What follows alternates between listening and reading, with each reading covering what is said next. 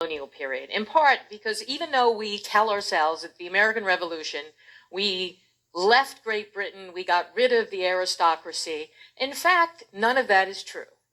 We borrowed a great deal from British and English culture.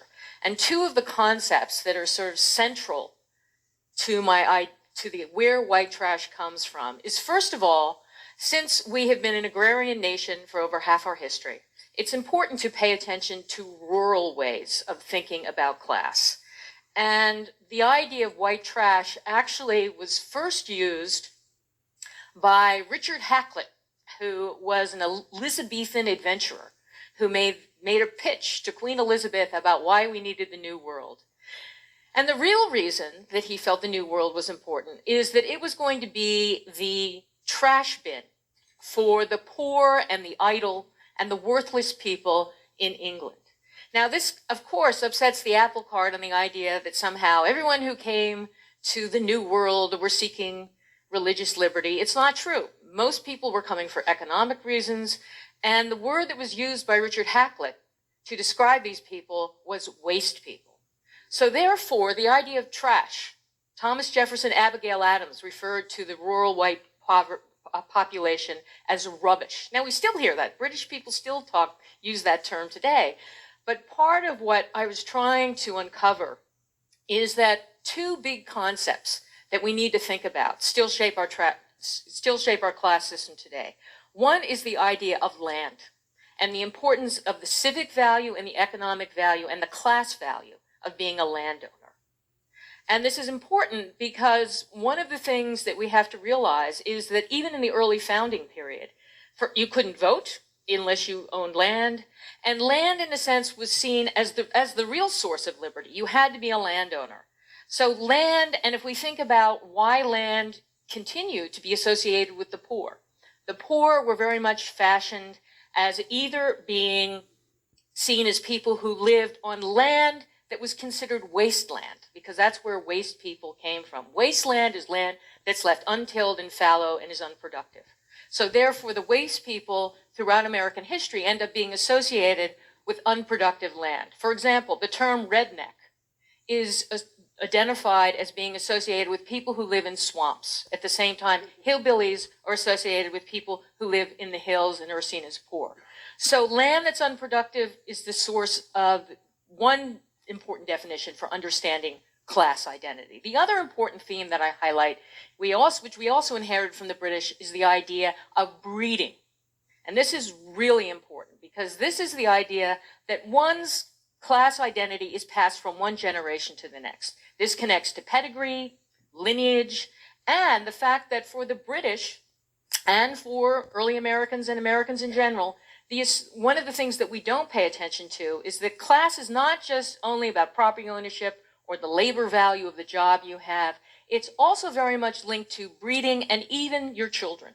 Children were a measure of the class identity and class status of individuals because the poor children were always seen as unhealthy, poorly clothed, poorly fed.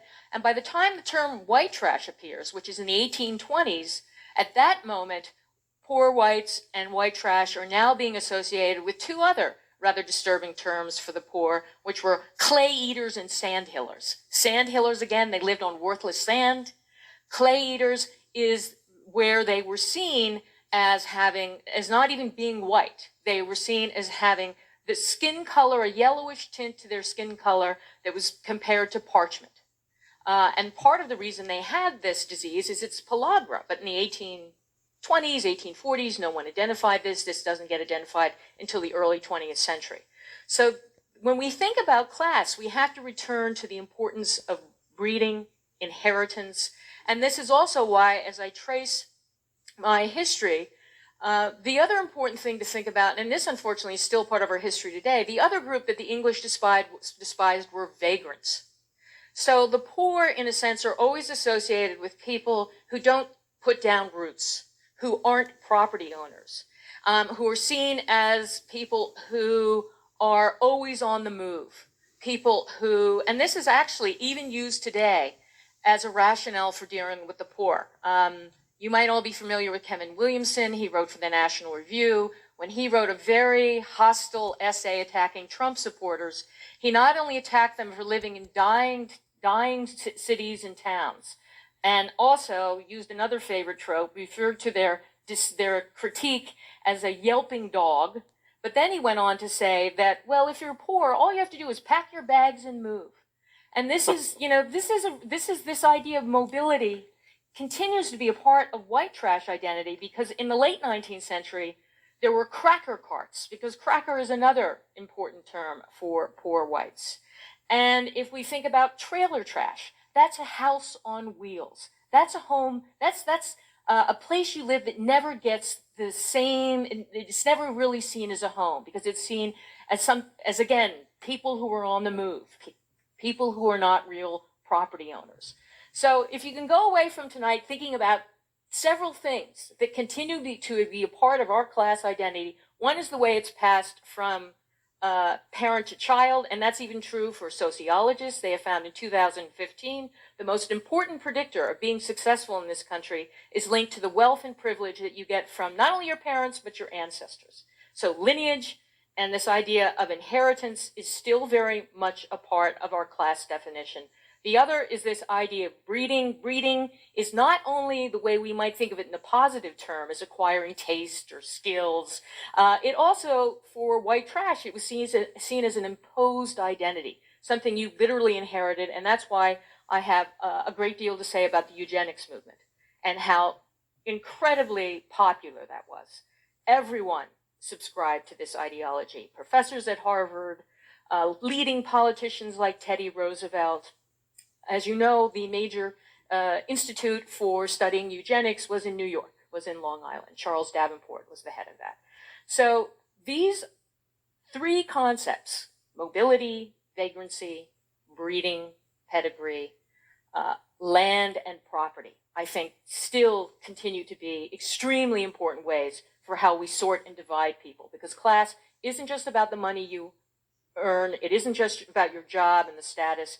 It's also bodily. It's also seen as the way you appear, and that's why white trash were always seen as, children who are barefoot, diseased, and that this is sort of the dark side of class that really did define this cultural pattern that gets reinvented as the terms get reinvented across history and time.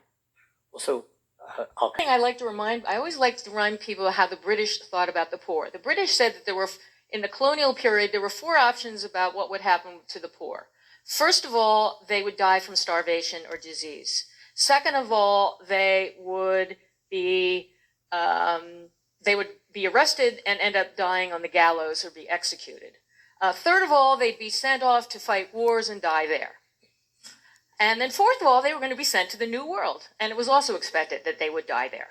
And most of the early indentured servants who were sent to the New World were children, which is another thing I like to highlight. We forget that we had child labor into this country until 1919.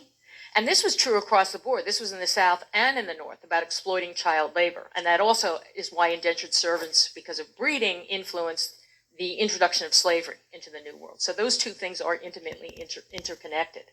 But what Rich was saying, and one other thing about to prove how mobility really didn't happen. In 1776, in Thomas Jefferson's Virginia, 40% of the white male tenant farmers, landless, they didn't own slaves, they didn't own land, 40% of the population, 1930s, 40% of the population is still landless tenant farmers, 2/3 are white and 2/3 are in the South.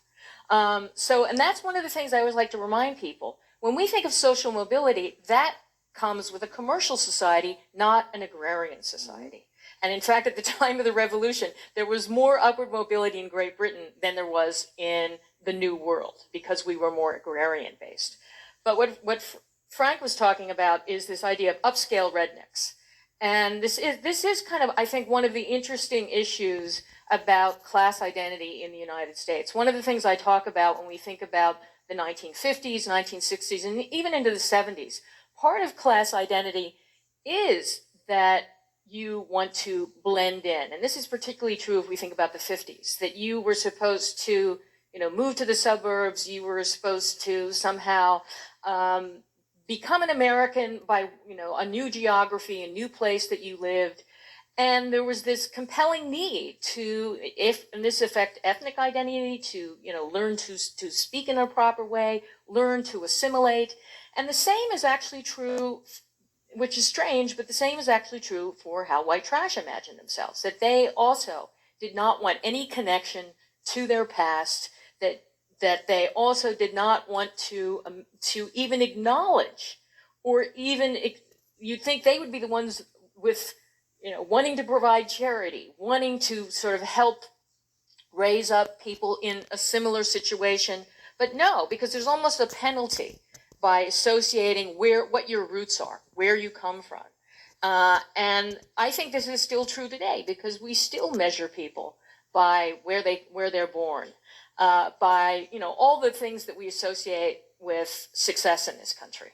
So hiding your past, as well as cutting off your past, I think is one of the things that we often don't think about. We don't realize that just because you move into the middle class, that somehow you are the one who is going to be more generous to other people who are left behind. And that's one of the things I like to highlight. This is, I think, part of the problem with the Democratic Party. We can't just talk about saving the middle class. We have to realize if there's a middle class, there's also a lower class. And today, 42% of people living below the poverty line are white. So we can't just talk about the middle class. We have to sort of realize, and there's even one of the things I talk about, there's even class tension between people who imagine themselves as white trash versus rednecks, or the term that is used by the sociologist Joan Williams is the idea of where she refers to the settled working class and then the hard living underclass. And I think that's really because there's a real tension there, because even though the settled working class are really afraid that they're going to drop down, they don't have any sense of class security. So they want to distinguish themselves. So we kind of think, oh, it's just upper, middle, and lower class. Not true. And even in the 19th century, one of the leading Confederates and intellectuals of Southern class system had 6 different classes for how he described white people in the South. And this is the other thing I think we have to pay attention to. Stop sort of assuming that, there's just 3 classes and that somehow all we have to worry about is the middle class. Well, and that